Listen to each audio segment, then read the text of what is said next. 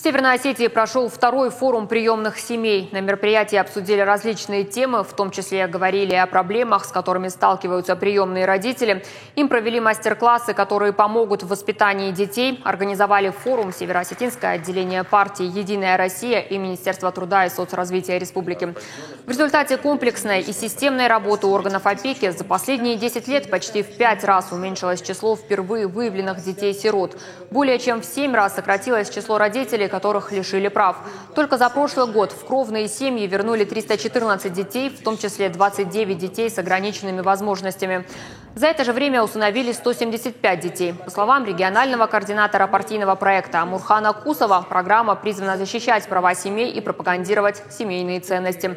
В завершении форума депутат Североосетинского парламента Лариса Ревазова вручила благодарственные письма сотрудникам профильных ведомств и родителям. А первый заместитель министра труда и социального развития Северной Осетии Анжела Мамаева заверила, что работать будут и дальше. С сегодняшнего дня мы начнем планировать следующий форум. На следующий форум мы пригласим других родителей. У нас есть очень серьезные планы по проведению форума всего Северо-Кавказского федерального округа.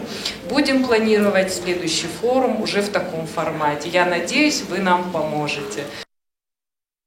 Если вы с душой примете ребенка, то вы никогда его и не разлюбите, и не дадите в обиду.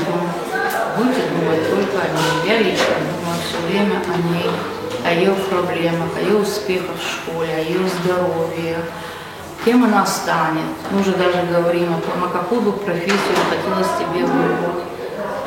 То есть как и со всеми нашими детьми, которых мы уже воспитывали, которые несут некий опыт в работе в семье со своими детьми.